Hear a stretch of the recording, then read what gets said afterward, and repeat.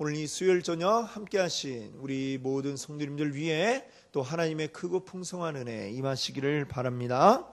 네, 우리 매주 수요일 저녁 우리 웨스트민스터 소유리 문답을 함께 우리 살펴보고 있습니다. 우리 지난주에는 하나님께서 우리에게 주신 그 도덕법, 이 도덕법을 압축해서 보여주는 그 10계명 가운데 제1계명을 우리가 지난주에 우리 봤습니다. 나 외에는 다른 신들을 내게 두지 말라라고 하신 이 첫 번째 계명. 이 첫 번째 계명이 우리에게 알려주고 있는 것은 뭐냐면 바로 우리가 사랑해야 될 대상이 누구인가라고 하는 것이다. 이렇게 말씀을 드렸습니다. 우리 기독교를 그냥 한마디로 우리가 압축하고 축약해서 이야기한다면 뭡니까? 곧 사랑이죠. 사랑. 근데 이 사랑의 대상 누구인가? 하나님이시다라고 하는 것이고요. 오늘 살펴볼 이 계명은 이제 뭐냐면 우리가 하나님을 그러면 어떻게 사랑할 것인가?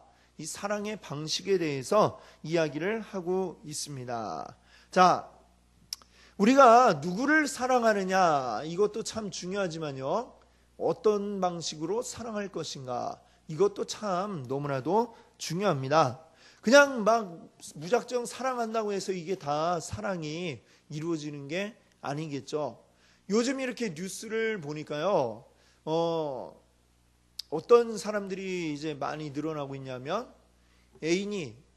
사랑했던 애인이 헤어지자라고 얘기하면 폭력을 쓰는 이런 사람들이 굉장히 많아졌다라고 하는 이러한 뉴스를 봤습니다. 자, 헤어져 이러니까 뭐라고 하면서 막 때린다. 그리고 못 가게 붙잡고 때리고 이런 일들이 많이 있다는 얘기죠. 자, 너무 사랑하다 보니까 헤어지기 싫어서 폭력으로라도 붙잡아야지. 그래서 이러는 걸까요? 예, 혹시 그런 생각이 있을지 그러면 알 수 없습니다만 폭력이라고 하는 것은 폭력으로 붙잡는 사랑, 이거는 사랑이 아니다. 이렇게 말할 수밖에 없을 것 같습니다. 그렇죠? 자, 폭력을 쓴 그 당사자는 이 본인은 내가 이게 사랑하니까 이러는 거야. 이렇게 생각하는지 모르겠지만 아마 맞는 그 애인, 헤어지자고 얘기했던 그 애인의 입장에서는 어떨까요? 그걸 사랑으로 느낄 수 있을까요? 아마 사랑이라고 느끼지 못할 것입니다. 아마 맞으면서 이런 생각을 할지 모르겠어요. 내가 너 이런 놈인 줄 알고 헤어지자고 그랬어. 아마 이렇게 생각하지 않을까요? 자, 사랑이라고 하는 것은 어떻게 할 때 이게 진정한 사랑이 됩니까? 나만 혼자 내 방식대로 하는 게 아니라 상대방도 사랑이라고 느낄 수 있게 상대방이 원하는 방식으로 하는 게 이게 참 아름다운 사랑으로 이어질 수가 있는 것입니다. 자, 하나님과 우리의 사랑도 역시 우리가 하나님 사랑합니다 라고 이야기한다면 내 방식으로 사랑하는 것은 그 진정한 사랑이 될 수가 없다는 것이죠. 하나님이 원하시는 그 방식대로 우리가 사랑을 해야 하나님과 우리의 사랑이 이루어질 수 있다. 이렇게 이야기할 수 있겠습니다. 그래서 이것을 이제 오신문에서 이야기하고 있는데 오늘 이제 새로 나눠드린 거 받으셨죠? 예, 거기에 있는 오신문 제2계명에서 우리에게 요구하는 게 뭡니까? 자, 이것을 우리 답을 한번 같이 읽어볼까요? 제2계명이 요구하는 것은 하나님이 그 말씀 가운데 정하신 모든 종교적 예배와 규례를 받아 순종하며 깨끗하고 완전하게 지키라는 것입니다. 아멘. 자, 이걸 읽어보니까 어떻습니까? 지금 이 계명에서 우상 숭배에 대해서 우상 섬기지 마라 이 얘기를 하시는 그 이유가 분명해지죠.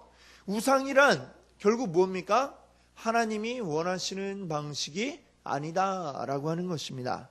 우리가 하나님과 사랑할 수 있는 방법은 뭐냐? 이 오신문의 답이 이야기하듯이 하나님께서 하신 말씀 안에서 하나님이 우리에게 주신 그 말씀 안에 나와 있는 거기에 정해져 있는 모든 종교적인 예배 또 규례를 있는 그대로 우리가 받아들이고 그리고 그것에 순종하고 완전하게 지키는 것 바로 이것이 하나님의 뜻이다라고 하는 것입니다. 하나님이 말씀하신 것 외에 어떠한 형태의 종교적인 예배이든지 규례든지 그 모든 것들은 다 금하고 있는 것이다 라는 것을 오늘 우리가 이 계명의 내용이 뭔지를 우리가 확실히 알아야 되겠습니다. 자, 그러면 제2계명이 또 금하고 있는 것은 무엇인가? 금지하고 있는 건 무언가? 51문이 이제 계속해서 이야기하고 있죠. 자, 그 답을 한번 같이 읽어볼까요? 제2계명이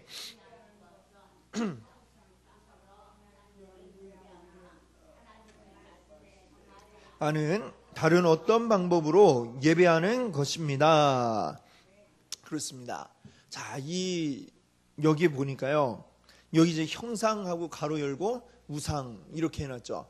자, 이 우상이라는 것. 우리가 일반적으로 우상할 때에는 하나님이 아니라 다른 것들을 우리가 섬기는 이것을 우리가 많이 일반적으로 생각을 합니다. 그렇죠? 뭐 하나님이 아닌 다른 신의 형상을 만들었다든지 하는 것들. 우리가 그걸 우상이라고 생각하지만 사실 여기 성경이 이야기하는 우상이라고 하는 것은 그 범위가 훨씬 더 넓다라고 하는 것이죠. 이 형상이라고 하는 부분에 이제 영어를 보니까 뭐라고 되어 있냐면 이미지입니다. 이미지. 우리가 떠올리는 어떤 모습. 자, 하나님이 아닌 것을 우리가 하나님이 명령하지 않은 방법을 가지고 우리가 하나님을 섬긴다 하면 그것도 역시 우상 숭배가 된다. 우리가 하나님 섬기는데요. 하지만 하나님이 명하지 않은 다른 방법으로 섬긴다면 이것도 역시 우상 숭배라고 하는 것입니다. 자, 예를 들면 출애굽기 32장에 보면 모세가 시내산에 지금 올라가 있습니다. 하나님 만나기 위해서 시내산에 올라가 있는데 기간이 굉장히 길어졌어요. 40일 정도 내려오질 않으니까 이스라엘 사람들이 불안하기 시작했습니다. 왜 모세는 내려오지 않지? 하나님은 모세왕 뭐 하고 계시지? 자, 불안한 마음에 아론에게 갔습니다. 아론에게 가서 요구합니다. 뭐라고 합니까? 우리를 위하여 우리를 인도할 신을 만들라. 자, 이렇게 얘기합니다.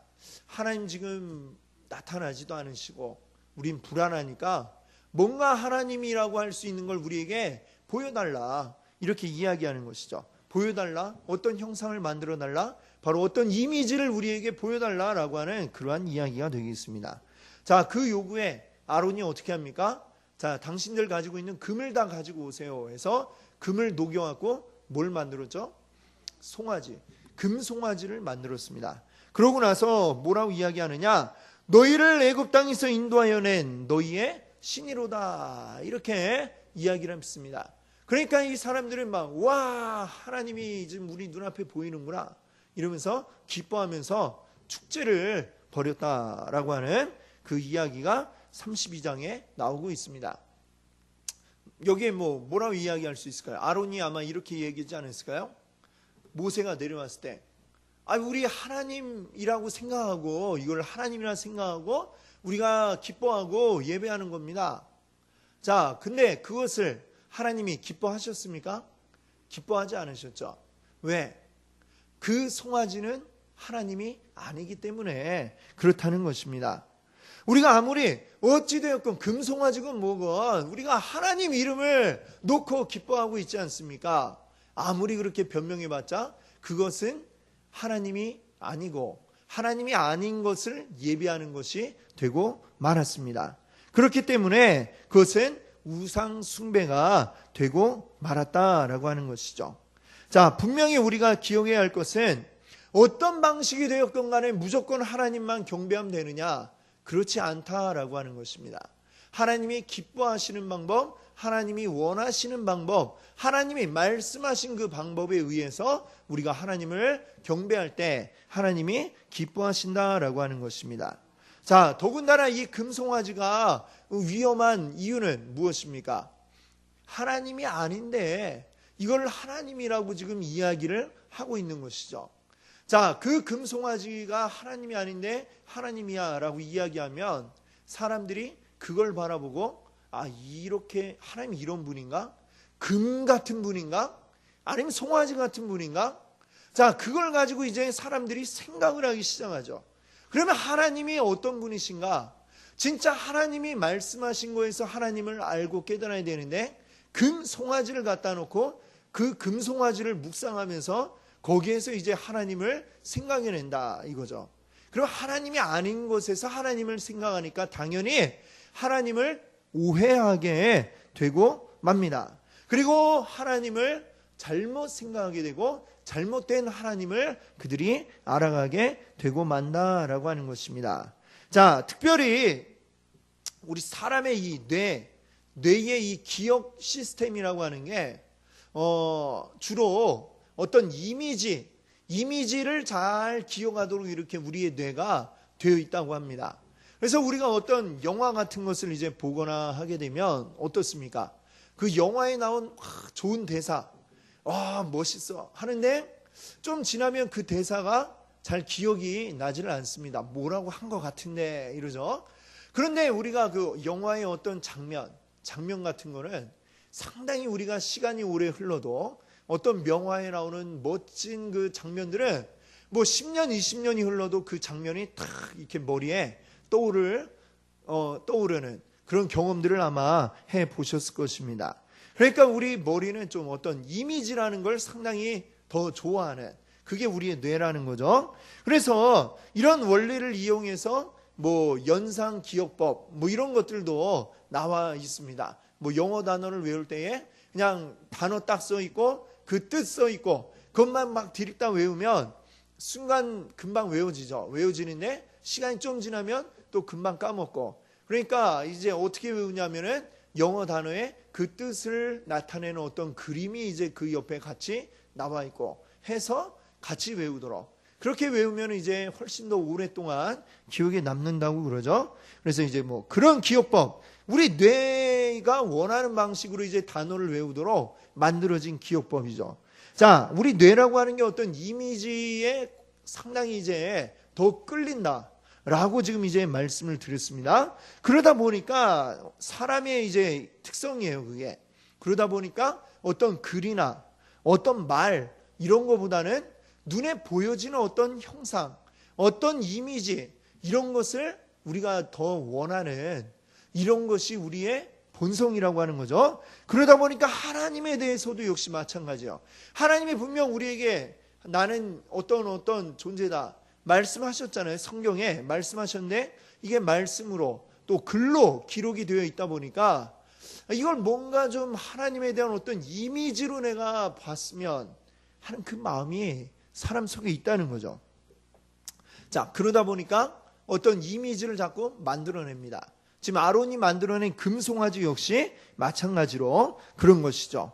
자, 그런데 하나님은 이렇게 어떤 이미지로 우리에게 나타나실 수가 없는 분이고 이미지로 우리에게 기억되기가 어려운 분이다라고 하는 것을 우리가 알아야 됩니다. 왜?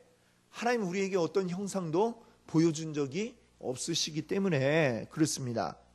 하나님을 직접 누군가 봤다 할지라도 그 하나님을 온전하게 표현해낼 방법이 우리에게는 없다라고 하는 것입니다.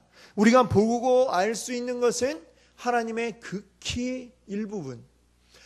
하나님이 이만큼 된다라고 한다면 우리가 볼 수 있는 건 극히 아주 조금 이만큼밖에 되지가 않기 때문에 그걸 내가 표현해서 하나님이 이런 분이다라고 어떤 형상으로 나타내 보여준다면 그것은 어떻게 될까요? 제대로 하나님을 표현하는 게 될 수가 없는 것입니다. 마치 시각장애인들이 동물원에 가서 코끼리를 만져보고 돌아와고 각각 어떤 사람은 코끼리 다리를 만진 사람은 코끼리는 기둥같이 생겼다 이렇게 이야기를 하고 또 귀를 만져본 사람은 코끼리는 부채같이 아주 넓적한 동물이야 이렇게 이야기를 하고 또 코끼리의 꼬리를 만진 사람은 뱀처럼 밧줄처럼 아주 기다란 놈이야 이렇게 이야기하는데 어떻습니까?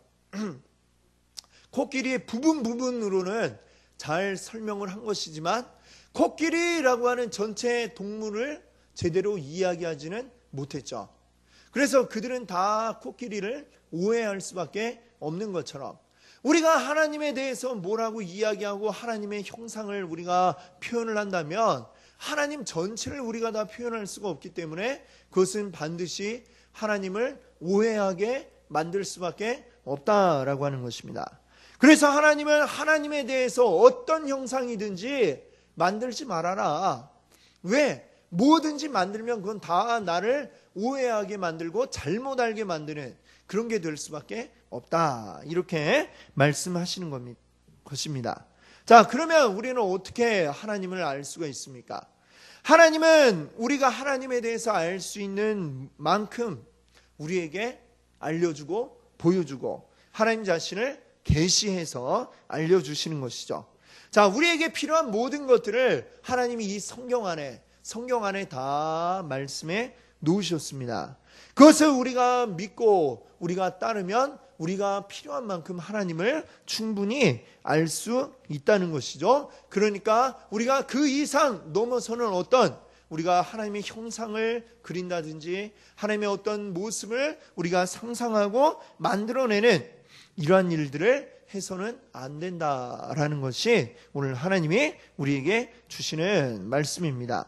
자, 또 우리가 하나님에 대해서 뭐 만들어내지 않았다 할지라도 우리가 머릿속으로 어떤 상상을 우리가 할 때에 상상해서 만들어낸 어떤 이미지 이런 것도 잘못된 가능성이 많기 때문에 우리가 쉽게 하나님을 함부로 상상하는 이런 것도 조심해야 된다라고 이렇게 말씀드리고 싶습니다.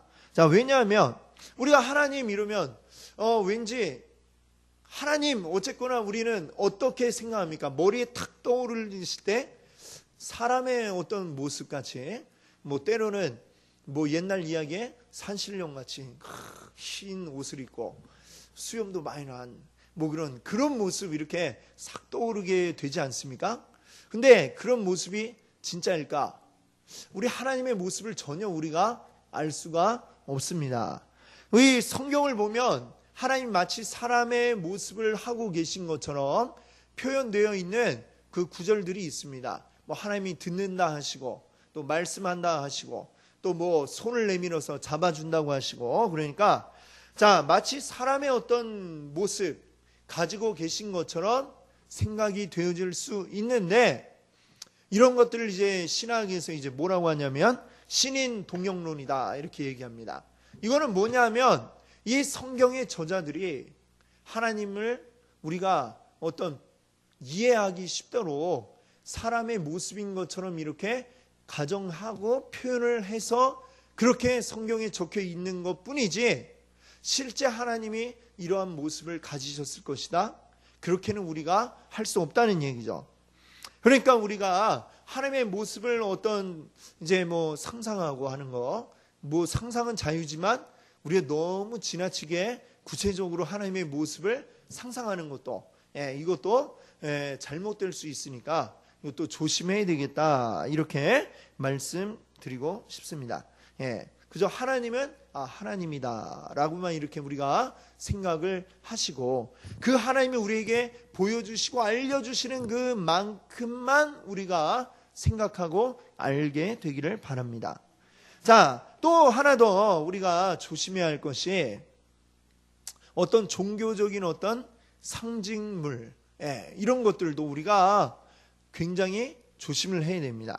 뭐 이제 십자가 같은 경우도 십자가 하면 지금 이제 뭡니까? 바로 예수 그리스도의 어떤 상징이라고 할 수도 있고 또 오늘날엔 이제 교회 건물의 어떤 상징으로 교회마다 이제 다 십자가를 이제 위에 이제 달아놓고 이렇게 있습니다만 우리가 이 십자가를 우리가 생각할 때에 십자가 자체에 뭔가 능력이 있는 것처럼 우리가 생각하게 되면 그것도 역시 하나의 우상이 될 수 있다. 이렇게 말씀드리고 싶습니다. 십자가란 뭡니까? 우리 예수 그리스도께서 매달리시고 지신 그 십자가 자체에 어떤 능력이 있는 게 아니고 그 십자가에 달리신 예수 그리스도에게 능력이 있는 것이지 십자가 자체가 뭔가 신성시 될 만한 그런 어떤 힘이 있는 게 아니다라고 하는 것이죠. 원래 십자가는 뭡니까? 사람을 매달아 죽이는 사형 틀이었죠. 그것이 오늘날 이렇게 우리가 많이 볼 수 있는 것은 예수님이 거기 이제 달려 죽으심으로 우리를 구원하셨기 때문이지. 예수 그리스도 없는 십자가는 아무 의미가 없는 것입니다. 영화에 드라큘라 영화 같은 데 보면 드라큘라 앞에 있는데 십자가 탁 들이대면 막 드라큘라가 막 놀라고 자빠지고 이러는 거.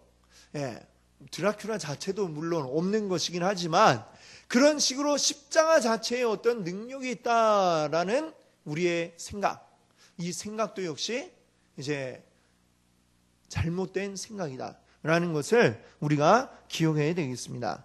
우리가 늘 기억할 것은 십자가라는 어떤 물건 자체에 능력이 있는 것이 아니고 이 십자가에 달리신 예수 그리스도에게 능력이 있다라고 하는 것을 우리가 기억해야 되겠습니다. 십자가뿐만이 아니라 다른 어떤 것이든지 우리가 하나님 외에 우리가 특별하게 대하는 아니면 특별하게 생각하고 있는 물건이 있다면 그것들은 우상과 같다 우리가 생각하시고 그 모든 우리가 생각들을 다 버려버릴 수 있기를 바랍니다. 아멘. 그러니까 어떻습니까? 우리가 참 하나님 잘 믿는 것 같다 이렇게 생각을 하면서도 실제로는 우리가 잘못하면 이 우상 숭배할 수도 있다라고 하는 우상 숭배 함정에 빠질 수 있다라고 하는 것을 우리가 알아야 됩니다. 단순히 우리가 생각할 때에 하나님 말고 다른 거, 부처상을 만들어 놓고 거기에 절하는 거, 이런 것만 우상 숭배라고 우리가 생각하는 게 아니라 하나님 믿음을 가지고 있지만 하나님 아닌 다른 것들, 이 세상에 있는 어떤 물건들의 능력을 부여하고 아니면 그것에 뭔가 신성을 부여하는 우리의 생각, 우리의 행동, 이 모든 것들도 다 우상 숭배가 된다라고 하는 것입니다. 그래서 우리가 알지만 우리 종교개혁 할 때에 이 종교개혁자들이 가장 앞에 내세웠던 그 구호가 뭡니까? 오직 성경으로라고 하는 이 말씀으로 종교개혁을 이루어 냈던 것이죠. 무엇입니까? 예수 믿는 그 예수 신앙이 점점 내려오면서 거기에 뭐가 자꾸 덧붙여진 것들이 생겨나더라라고 하는 것이죠. 또한 처음에는 핍박받던 이 교회들이 제도권이 되어서 로마의 그 인정을 받고 제도권으로 딱 나오게 되면서 이제 막 그 형태가 바뀌어지고 뭔가 조직이라는 게 갖추어지고 성경이 아닌데 뭔가가 자꾸 거기에 더 씌워진 이런 것들이 많이 있더라라고 하는 것이죠. 그래서 종교개혁자들이 외친 것입니다. 오직 성경으로, 성경이 아니라 사람이 어떤 필요에 의해서 만들어낸 것, 우리가 어떤 거기에 신성을 부여하게 된 것, 이 모든 것들은 다 잘못된 거다, 그것들을 다 없애야 된다 해서 다 없애고 오직 성경이 이야기하는 대로 하나님이 우리에게 알려주신 대로 우리가 온전하게 하나님을 경배하자 해서 이 종교개혁이 이루어지게 된 것을 여러분들 기억하시기를 바랍니다. 자, 이 오늘날의 교회들도 역시 마찬가지가 될 수 있을 것 같습니다. 종교개혁이 이루어지고 또 수백 년의 시간이 흘러가는 동안 교회들이, 개신교회들이 또 다시 제도권화되고 또 그 가운데에 알게 모르게 사람들의 어떤 관습 또는 어떤 상징 같은 것들이 우리 가운데 또 생겨나게 되지 않았는가.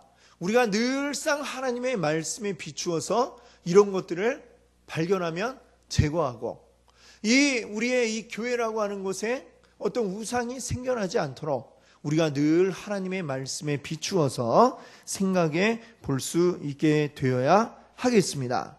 자, 교회적으로 뿐만이 아니라 사실 우리 개인들에게도 역시 마찬가지입니다. 우리 모든 성도들에게 매번 우리가 예배를 드리고 있습니다만 이 예배 드릴 때마다 내가 온전하게 하나님이 원하시는 그 방법대로 하나님을 경배하며 찬양하며 예배하고 있는지 우리가 늘 점검해 봐야 되는 것이죠.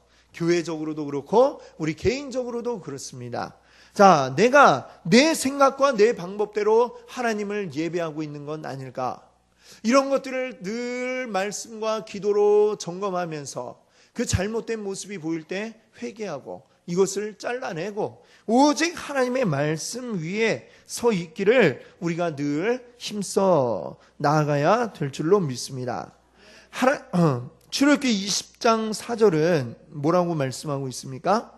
너를 위하여 새긴 우상을 만들지 말고. 자, 여기 앞에 보니까 이 우상을 왜 만들었다고 합니까? 너를 위하여. 자, 이 우상이라고 하는 것의 본질이 그렇습니다. 무엇 때문에 우상이 생겨나게 됐느냐? 다 나를 위해서 우상이라는 게 만들어졌다라고 하는 것입니다.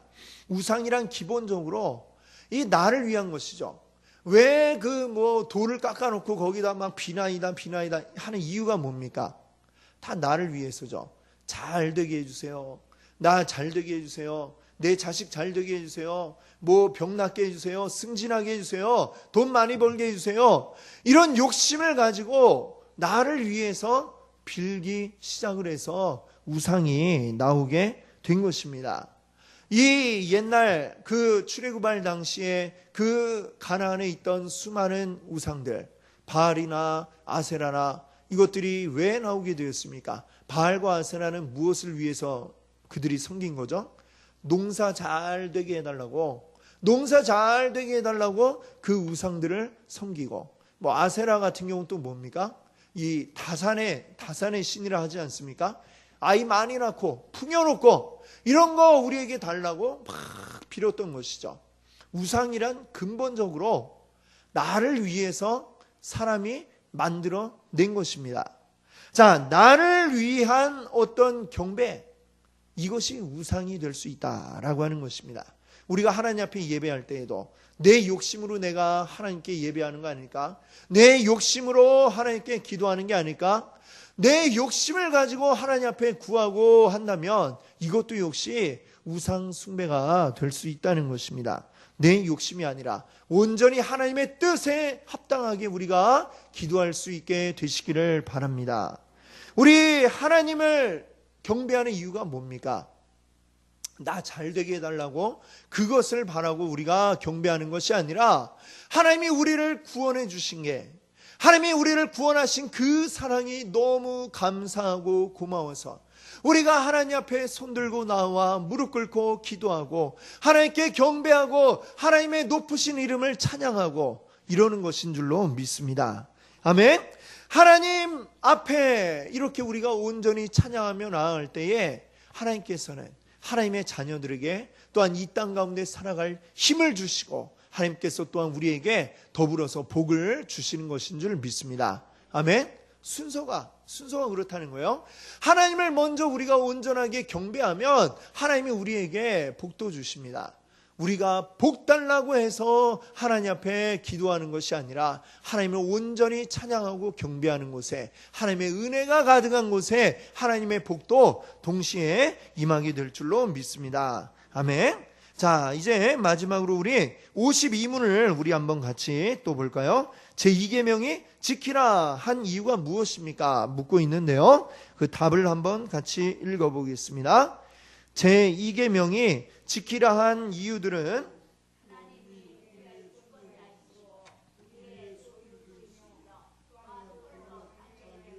경배하는 것을 바라시기 때문입니다. 아멘.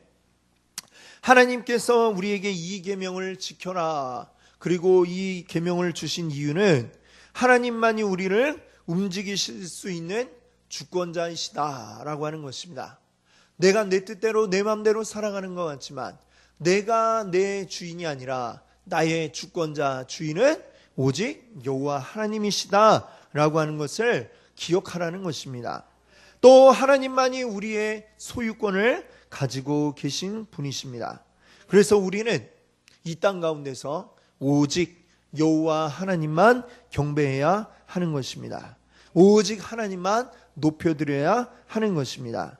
우리 이 땅 위에서 우리의 경배를 받으실 수 있는 분, 유일한 우리의 경배를 받으실 수 있는 대상은 우리 여호와 하나님 뿐이신 줄 믿습니다. 아멘. 내 방법이 아니라 우리 하나님이 원하시는 방법으로 오직 하나님만 경배하며 하나님을 기쁘시게 해드리는 우리 귀한 성도님들 되시기 바랍니다. 함께 기도합니다.